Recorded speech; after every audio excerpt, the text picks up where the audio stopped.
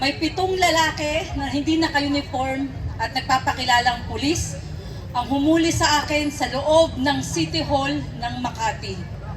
At nagpapakita sila ng papel na isang red notice. Ako daw ay wanted ng Interpol.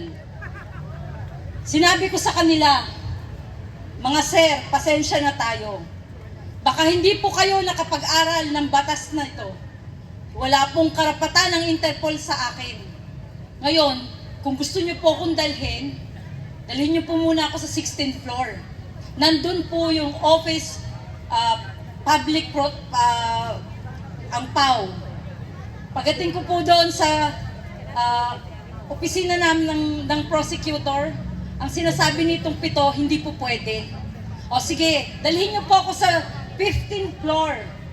Nandun naman po yung RTC, so that is Regional Trial Courts. Hindi lang isang korte, maraming korte. Hindi nila ako binigyan ng pagkakataon. Ako daw po hinahanap na ni General Torre at ni Lacanilaw at gusto po nila akong dalhin doon diretso. From the elevator, dinala ako sa krame. Sabi nila sa akin, ma'am, itabi mo na yung cellphone, yung mga gamit mo. Sinabihan ko sila, sir, ba't ganito? Wala po akong kasalanan. Hindi ako pupunta dun sa Dubai. Bakit ako may kasalanan na ganito? Bakit ko ako dinadala? Dahil dito sa isang photocopy, isang Xerox ng Interpol Red Notice. At yung Interpol Red Notice na yan, ay may, kung titignan nyo, ako daw po ay may niloko sa Dubai na isang Arabo at hiningihan ko ng pera, pambili ng condominium. Very impossible. Dahil ako po ay hindi pumunta ng Dubai at hindi nang hingi ng pambili ng condominium. At pagdating ko po sa harapan ni General Torre, nagpapalakpakan itong magagaling nating mga pulis. Kasama na po isang Colonel Red at isang Colonel Rosales at si Major Visco at 6 sa kanyang mga tao. Bigyan daw po na magandang posisyon, bigyan, dahil nahuli na daw ako. Sabi ko, wala naman po kung kasalanan dito sa Pilipinas, wala akong warrant of arrest. Bakit ganito? Ikulong daw po ako. Pinabayaan ko silang gawin ang lahat. Dinala nila ako sa opisina ni General Torre at doon ako ay 6 na araw na kinulong. Tumawag ako kay Attorney Persida Acosta. Humingi ako ng tulong. Sabi ko, Attorney, ako po ay naka-illegal detain dito. At sinasabi nila, ako daw po ay kailangang maghintay ng eroplano, either papunta ng Dubai or papunta ng ICC. Lalo na nagkaloko-loko ang mga impakto. Dahil unang-una, wala po akong kasalanan sa ICC at hindi ako pupunta ng Dubai. I have no chance. Wala akong pwedeng gawin. Tumahimik ako. Dumating ang 2 abogado ni Persida Acosta at sinabihan si General Torre, ilalabas nyo si Miss Rochelle or pa-filean ko kayo ng illegal detention or arbitrary detention.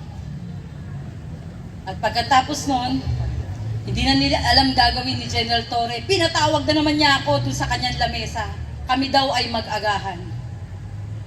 At sa pag-aagahan daw na yon, sabi niya, tutulungan niya ako para ma-filean daw kung sino yung nagre-reklamo sa akin. Gumawa sila ng papel na ako ay sumusuko, hindi daw po ako hinuli. Sumuko daw po ako sa kanila at humihingi ng tulong. Di ba? Anong kalokohan yan?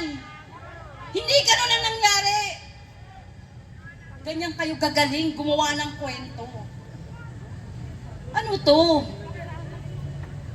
Ako nga na ganito, babae, binitbit nyo ng ganun lang.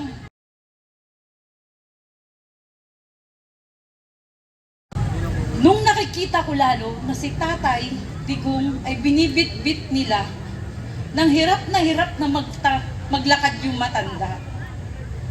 Ako nga, nakaya ko pa sanang tumayo ng matinag. Ginanon nila, babae.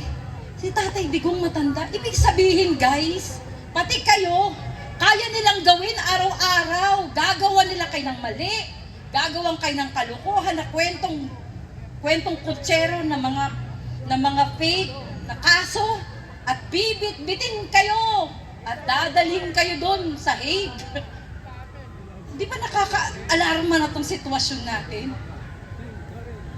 Wala akong magawa kundi paglaban ang nararamdaman ko bilang Pilipino. Kasi putang ina ang gobyernong ito!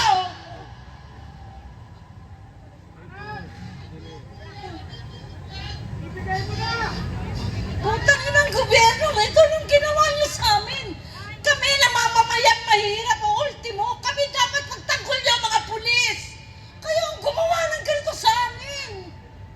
Araw-araw, mga kababayan, ako ay nagtatakot sa kalagayan ng pamilya ko. Binabalik-balikan nila kami sa bahay ko. At sinasabi sa amin, tanggapin niyo na kung ano inaalok namin. Ano bukas? Sa makalawa, eto na lang tayo. Bongbong, ano ba to?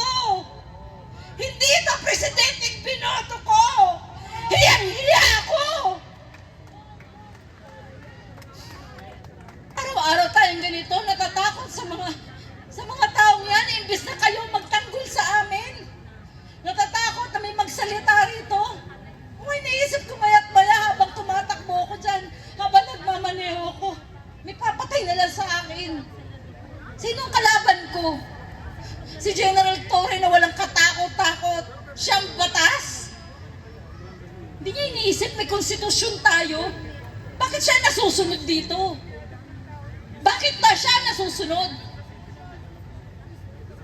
Hindi ito ang gusto namin. Ang ginusto ng Pilipino, ng nakararaming Pilipino, ang progresibong Pilipinas. Kinawawan niyo ng mga OFW. Hindi na rin usapin dito ang si Presidente Duterte.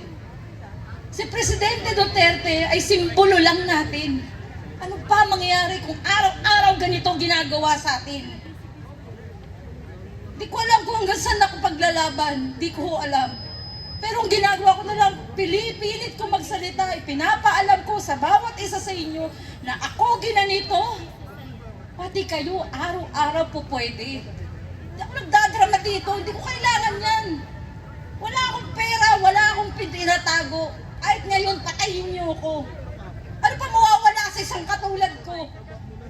Binusabos niyo na ako eh. Nilagay nila ako sa kwarto nila. At bawat darating itinuturo ako, nadadalhin ako sa Hague. Na naghihintay lang ako ng aeroplano para dalhin doon. Natutulog ako sa opisina ni General Torre na ang nakasahig lang sa akin ay karton. 6 na araw, 6 na gabi yun. Pero sila, yung mga nandyan sa CIDG, kakapal na mukha. Kung tumingin sa'yo, kala mo ikaw ang may utang na loob sa kanila.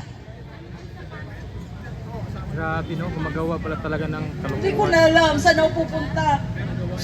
Hindi ako nangihingi ng pera kahit kanino. Ang hinihingi ko sa inyo ay paglaban niyo ang pagka-Pilipino ninyo.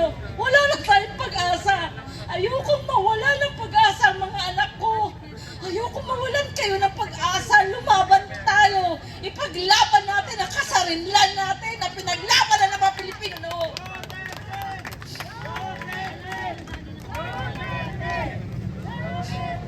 Nakakaiyak at sakit. Pero hanggang kailan tayo gaganituhin ng gobyernong binoto natin? At ang namamayani ngayon yung mga tao na kinaayawan natin noon. Ang mga oligarkiya na patuloy dyan na minamanipula ang ating gobyernong bangag.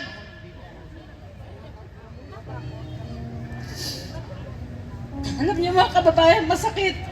Pero wala na tayong magagawa. Kailangan na nating magsalita. At sa dating ng eleksyon na to, pilitin ninyo, ipasok ang Duterte natin. Ito na lang pag-asa para makaabot si Sara. Laban natin ang Duterte. Para nyo ng awa. Duterte! Duterte! Hindi ko na alam mo. Hanggang sana ako makikita niyong tumatayo. Lahat ng TV news noon, gusto kong kausapin. Pumunta ako sa mga station, eto ko. Pero walang umiintindi sa akin noon. Maliban sa mga vlogger. Salamat sa inyo. Lalo na kay Kayo. Humingi ako ng pasalamat dahil binigyan nila ako ng pagkakataon na magsalita. At ngayon, eto ko. Humingi sa inyo ng dasal na lang. Hindi ko naman yung pera eh. Hindi ako mayaman. Wala ako. Pero susurvive natin to. Magtutulungan tayo. May ahon ng Pilipinas. Ibalik natin sa tamang posisyon ang bansa natin. Hindi tayo pwedeng panghawakan ng China. Mas lalong hindi tayo pwedeng panghawakan ng mga Europa na pupunta na lang dito at magbabantay sa ating eleksyon. Huwag tayo pumayag. Hindi tayo papayag. Tumayo tayo sa ating soberanya. Huwag tayong pumayag. Maging matigas tayo sa paninindigan natin na tayo may sariling kasarinlan. Katulad ni Bonifacio na nakatayo dyan.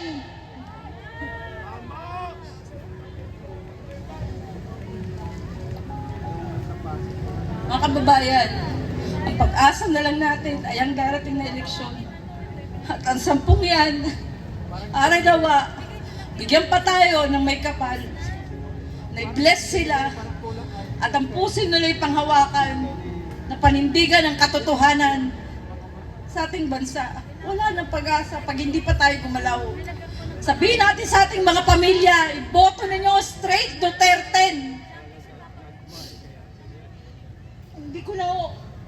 Hindi ko alam, hindi ako nag-practice, hindi ako nagpupunta ako sa harapan ninyo. Pero makikita ninyo, nandun na tayo, in-entertain na tayo ng media. Salamat sa mga social media, influencer, kay Ma'am Yumi, kay Sir Kayo, binigyan nyo ako ng time. At binigyan na tayo ng panahon ng Philippine Star, nandun tayo sa Philippine Star. Ipakulong natin. Ipakulong natin yan, si Torre. Ipakulong natin yan si General Torre. Pakulong yan!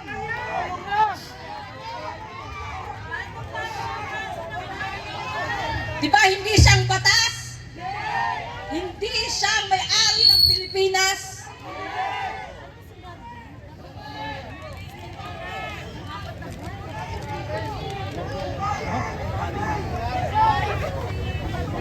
Pakulong natin para malaman niya ng Pilipino ay hindi dapat apak-apakan. Hindi dapat yurakan. Hindi mo dapat gawa ng kwento. Ikaw ang magtanggol. Nagtataka ako sa panahon na to eh. Lahat ng mga natanggal ng panahon ni Tatay Digong, nagbalikan. Lahat ng may dokumento ko sa mga pulis na mga natanggal, nandito na naman ngayon. Eh di ba congratulations? O di ba? Pinatanggal nga ni Tatay Digong, ang daming history. Ito naman si Marcos, by welcome. Binalik niya lahat. Ilang pulis na natanggal ng panahon ni Tatay Digong? Wala eh. Hindi. Ang mga walang hiya, nagbalikan, binigyan ng tsapa, binigyan ng posisyon, eh di wow, binigyan ng barel. At ngayon, nandyan sila sa mga presinto, gumagawa na naman ng mga kwento. At eto si Juan Kawawa, hindi alam paano lalaban ang buhay. Kaya mga kababayan, wala na akong maisip na ihingi sa inyo ng tulong. Kundi ipagdasal na sana maawa ang prosecutor, mapakinggan tayo, mabigyan tayo ng magandang desisyon. Hindi siya dumating. April 21 and 28, hearing namin, walang dumating. Pero 4 na pulis na nirereklamo ko nasa labas ng prosecutor. Hindi sila pumasok. Ibig sabihin, ganun sila katigas. Di ba? Or wala lang talaga silang isasagot sa ating complaint. Tandaan nyo guys, lalaban ko ito hanggang sa uli. Sana lang, abutan pa tayo ng katotohanan. Makabalik lang talaga si Tatay Digong.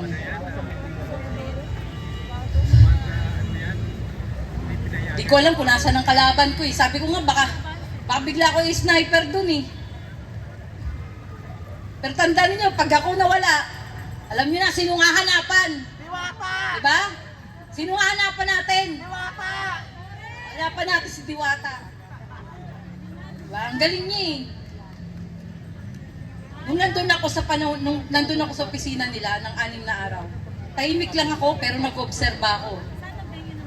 Inalam ko mga pangalan nila until nakasuot sila ng mga uniforme, saka ako nalaman ang kanilang mga names. At yun, nailagay ko sa complaint ko. Kompleto tayo ng ebidensya. At sana, bigyan tayo ng panahon. Dahil, ang mga dokumentong nandun na mga nakita ko, nakalinya na doon si General Bantag, si Tatay Digong, si Harry Roque, lahat ng kalaban nila, pinila na nila doon. Kaya ano nangyayari ito, alam ko na, mangyayari talaga yun. Nasaan ka ba? Mangyayari ang panahon, nagdudukutin nila isa-isa, ginawa na lang nila kaming sample. Sa papel namin, na binalabas nila Kanilaw, 4 kaming Pilipino, isang Chinese, isang Jordanian. Ang may pirma, si General Torre at si Lacanilaw. Sa 4 na Pilipino, sabay-sabay kaming hinanap nung araw na yon. November 19, pinagpupuntahan na kami. Yung 2, pinuntahan sa condominium. Bakit hindi sila hinuli? Tanong nyo. Nagbigay sila ng 200,000 each para hindi sila kunin. Eh ako, lumaban ako. Hinuli nila ako. Kinuha nila ako. Sabi nila, sumama ka na sa amin, ma'am, para hindi na tayo magka-anuhan dito. Magkapwersahan pa dito. Napilitan ako sumama. Kahit labag sa kalooban ko. Tiningnan ko kung ano mga mangyayari at yun na natuklasan ko sa kanilang opisina.